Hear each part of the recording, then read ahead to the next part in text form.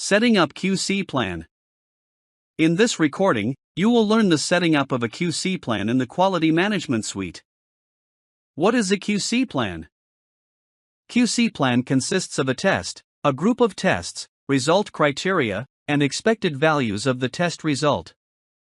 You can associate a test or group of tests to a QC plan.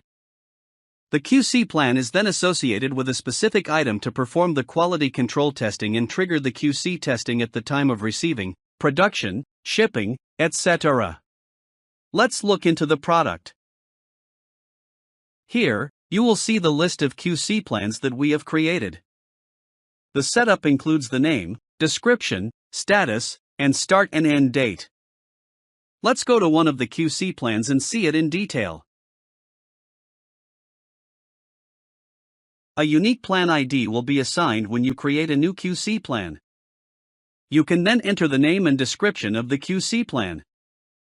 Here it checks for receiving items. The revision number denotes the revision of the QC plan. In the effective start and end date, you can define the start and end date of the QC plan, which denotes from which date it is active to use until when. The hold checkbox, if checked, denotes that the QC plan cannot be used in the QC testing process and associated with the item until it is marked as on hold. Also, the user can make changes to the QC plan in a hold status. Result criteria type. Here you can choose any one among three: standard AQL, manual RQL, and AQL.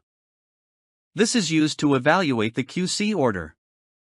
Standard acceptable quality limit, AQL, denotes the number of accepted items required to be considered acceptable during QC tests. Acceptable quality limit, AQL, denotes the number of quantity of items accepted to be considered during QC tests. Rejectable quality level, RQL, is the highest defective rate that you are willing to tolerate in an individual lot. Moving to the Tests tab. Here, we add the tests to the QC plan. Let's add the density test.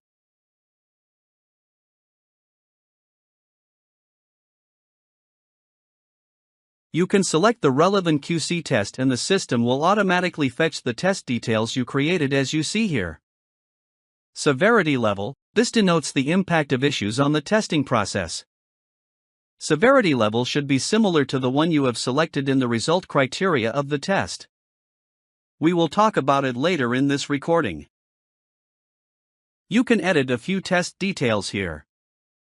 In the Value and Value To field, you must define the value of the expected test result if you have selected the value type as numeric. UOM is the unit of measurement being used for this test. In the alpha value field, you must define the expected test result if you have selected the value type as alphanumeric. In pass or fail, you must select the checkbox here if you have selected the value type as Boolean, which denotes that if checked the test is passed, and if not it will fail while performing QC testing. In the equation, if the test is based on the equation defined on the test screen, then the equation will appear here and you cannot change it. QC operators. These are the operators to define the expected value or its range for numeric value type of tests. Let's say if you select between ranges, then you will define the lower and upper range in the Value and Value To field, which denotes the test result should be in this range.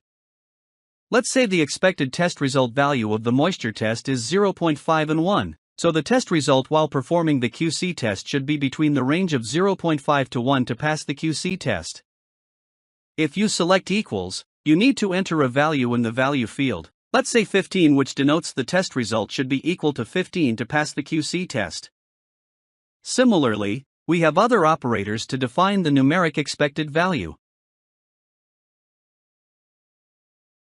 You can mark the test as an optional and order level test here as well and change the lead duration day and type for this QC plan if you haven't marked it on the test screen.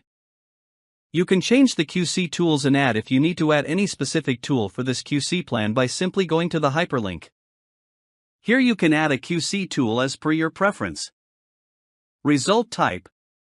The absolute result type denotes the defined expected numeric values or the actual values or are the actual numbers. And the percentage result type denotes the defined numeric expected values in percentage.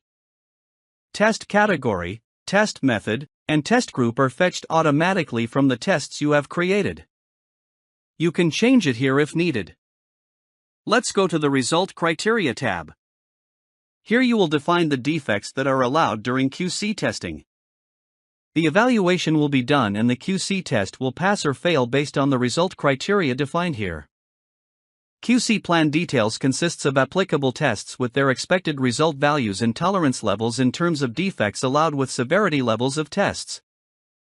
As discussed in the configuration recording, you can define severity levels and select them here to define the same.